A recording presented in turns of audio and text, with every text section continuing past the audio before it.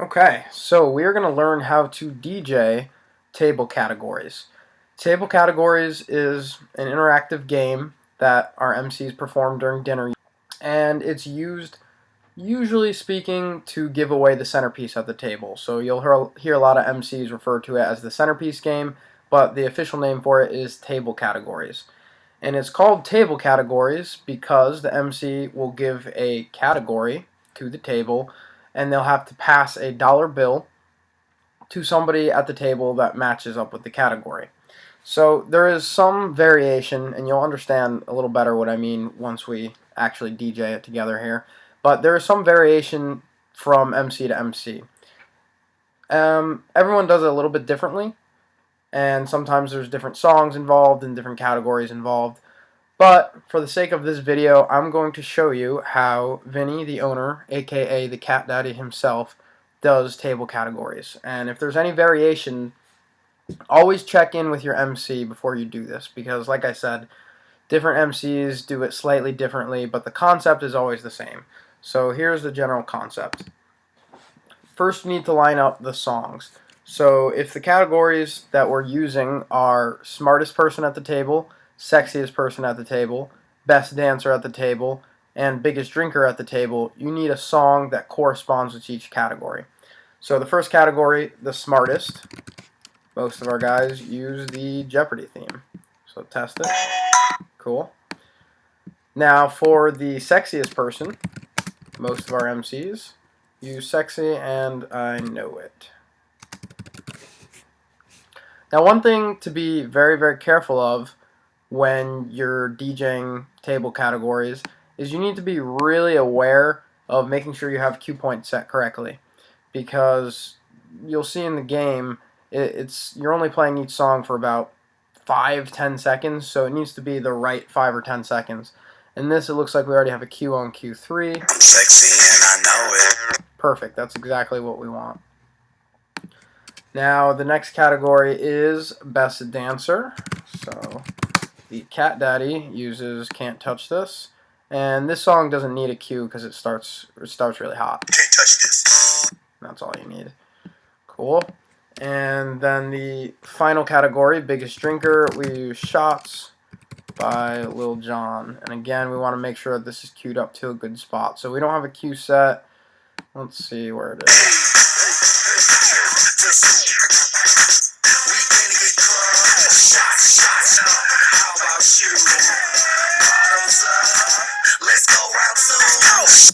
There we go. So we'll set our cue point. I'll set it for Q3.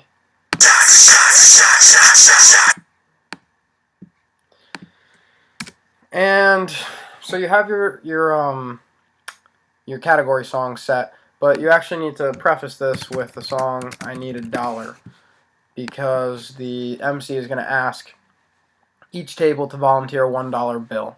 So we're going to put that at the beginning. And then, as always, you need a song ready to go after we're done with table categories. So it's my recommendation, just have some sort of a dinner song in your queue here so that you can jump right into it after Shots is played. So we have it in our auto mix list. Now I'm going to save it as a playlist, and we're going to name it Table Categories. Okay.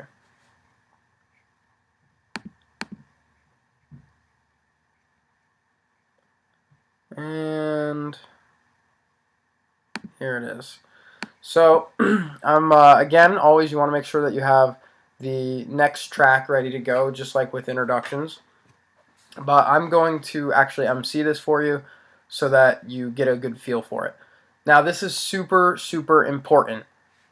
The hand signals that you learned in previous videos are very necessary here, because like I said, each MC has a slightly different routine. Maybe they'll have different songs, maybe they'll have different jokes, whatever it is. What frequently happens is that we all have different timing. So we all want our songs at slightly different moments, and the only way to know that moment is either if you've worked with the MC a lot, which you probably haven't done if you're watching this video, or if you wait for their cue. So especially with this game, do not play a song until you are given the cue, the point cue, by your MC. Don't play it. Even if it seems like, oh, maybe they forgot, don't play it unless you know they want the song there, because otherwise you might mess up the game. So, with all that in mind, let's begin. I would walk out with the microphone. You would turn the music down on whatever dinner song was playing. You have I Need a Dollar loaded up. So I walk out, and I'd say something like, alright, I hope everyone enjoyed an awesome dinner here. So you see those cool centerpieces in the middle of the table? We are going to give you an opportunity to win those. So here's what I need. I need one person from each table to volunteer a $1 bill. Cue. Not a 5, not a 10, not a 20, just a $5 bill, and hold it up nice and high so that I can see it. So right now, each person from the table is, or rather, each table is got that dollar bill up in the air. I'm making sure that every single table has a dollar bill out. Okay. So again, when I'm speaking, turn the volume down, and I would say something like, "All right. So there's only one rule to this game. No matter what you think about yourself, you need to pass that dollar bill to somebody else at your table." So those of you with the dollar bill, you got to make a tough decision right now. Look around your table, and you are going to pass that dollar bill to the smartest person at your table. Cue.